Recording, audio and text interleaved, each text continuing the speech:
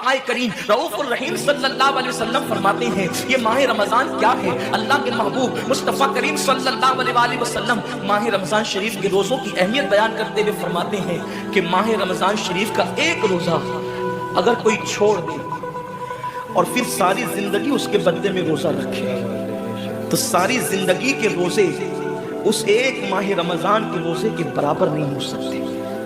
یہ ماہ رمضان شریف کے روزے کو فضیلت حاصل ہے، اور اللہ کے حبیب صلی اللہ علیہ وسلم فرماتے ہیں جو ماہ رمضان شریف میں عبادت کر کے اپنی بخشش نہیں کروا سکتا، اپنی مغفرت نہیں کروا سکتا، پھر اس کو کبھی موقع نہیں ملتا کہ وہ اپنی مغفرت کا سامان کرے۔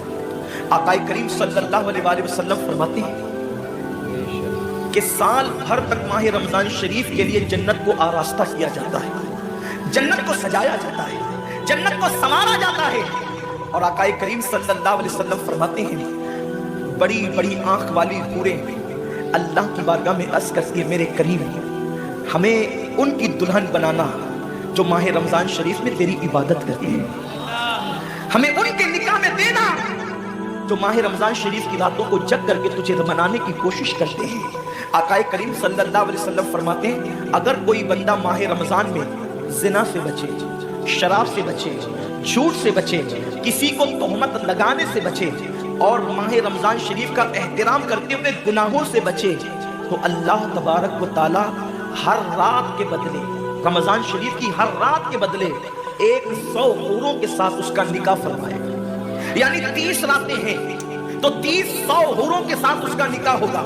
اور آقائے کریم صلی اللہ علیہ وسلم فرماتے ہیں ماہ رمضان شریف کا احترام جو کرے اور احترام ماہ رمضان میں جو لغویات اور خرافات کو ترک کر دے، جو گناہوں کو چھوڑ دے، زنا کو، شراب کو، جھوٹ کو، بہتان تراشی کو چھوڑ دے، آقا فرماتے ہیں اس رمضان شریف کا احترام کرنے والے کے لیے اللہ نے جنت میں ایک ایسا محل بنایا ہے۔ اس محل کا حال یہ ہے کہ دنیا کے سارے اولین اور آخرین یعنی آدم سے لے کر آخری آنے والے تک انسان تک اگر سارے اس محل کے اندر داخل ہو جائے تو بھی اس محل کی اتنی ہی جگہ وہ لیں گے جتنی کی بکرے کی ران آپ کسی مکان کے اندر رکھتے ہیں تو بکرے کی ران کتنی جگہ گھیرتی ہے، بس تمام اولین اور آخرین اس محل کے اندر اتنی ہی جگہ گھیریں گے۔ یعنی وہ محل اتنا بڑا اللہ نے بنایا ہے اور وہ محل صرف ان کے لیے ہے جو ماہ رمضان کے احترام میں گناہوں کو ترک کر دیتے ہیں، گناہوں کو چھوڑ دیتے ہیں۔ میرے آقا صلی اللہ علیہ وسلم کے پیارے دیوانوں، لیکن افسوس ہم اور دنوں کی طرح ماہ رمضان شریف کی راتوں کو ضائع کر دیتے ہیں۔ تاجروں کا سیزن آتا ہے تو تاجر پہلے سے تیاری کرتے ہیں کہ اس سیزن کے اندر میں نے مالدار بننا ہے، اتنا مال میں نے کمانا ہے کہ پھر میں نے سارے سال گھر میں بیٹھ کر کے کھانا ہے۔ ٹیلر لوگ تیاری کرتے ہیں عید کے موقع پہ اتنی محنت کریں گے رات دن کہ سال بھر اگر کوئی کسٹمر نہ بھی آئے تو وہ گھر بیٹھ کے آرام سے کھا سکے۔ کپڑے والے سوچتے ہیں کہ سیزن آئے گا، جو بھی سیزن ان کا آتا ہے اتنا کمائیں گے کہ سال بھر بیٹھ کے کھائیں گے۔ لوگوں جیسے کپڑوں کا سیزن آتا ہے، ٹیلروں کا سیزن آتا ہے، پھلوں کا سیزن آتا ہے، ایک سیزن نیکیوں کا بھی آتا ہے، ایک سیزن مغفرت کا بھی آتا ہے، ایک سیزن جنتی بننے کا بھی آتا ہے، ایک سیزن اللہ کو راضی کرنے کا بھی آتا ہے۔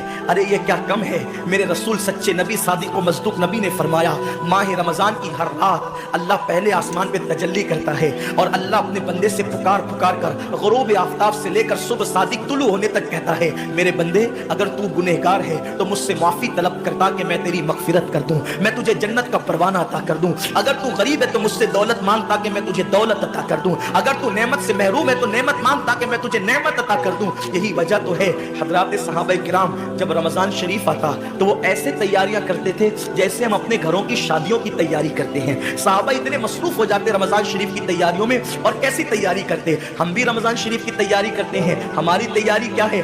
سحری میں ترری کے مسالے کو چاہیے، سحری کے اندر یہ چاہیے، سحری میں وہ چاہیے، افطار میں یہ چاہیے، افطار میں وہ چاہیے۔ مجھے اس سے کوئی جو ہے وہ شکوہ نہیں، میرے آقا نے اس سے منع نہیں کیا۔ حضور فرماتے ہیں کہ رمضان شریف میں گھر والوں کا دسترخوان وسیع کر دیا کرو، گھر والوں پہ زیادہ خرچ کیا کرو، اس لیے کہ جو گھر والوں پہ رمضان شریف میں خرچ کرتا ہے اللہ اس کو اپنی راہ میں خرچ کرنے کا ثواب عطا کرتا ہے۔ اور فاروق اعظم فرماتے ہیں جو رمضان شریف میں کشادگی کرے گھر والوں پر اللہ اسے جہاد میں خرچ کرنے کا ثواب عطا کرتا ہے۔ مجھے اس سے کوئی شکوہ نہیں، لیکن صحابہ کی تیاری کیا ہوتی تھی؟ جب رمضان شریف آتا صحابہ اپنے بستر کو باندھ دیا کرتے تھے۔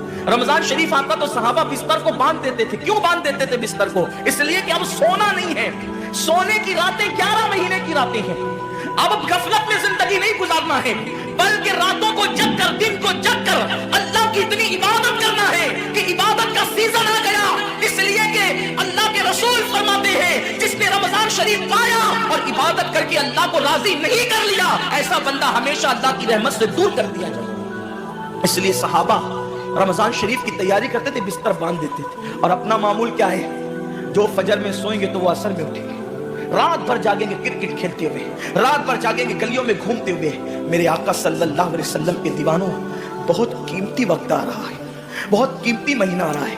ये वो महीना है जो जहन्नमियों को जन्नती बनाता है। आका करीम सल्लल्लाहु अलैहि वसल्लम फरमाते हैं, हर इफ्तार के वक्त अल्लाह 60,000 ऐसे जहन्नमियों को जहन्नम से आजाद करके जन्नती बनाता है जिनका जहन्नमी होना वाजिब हो गया था।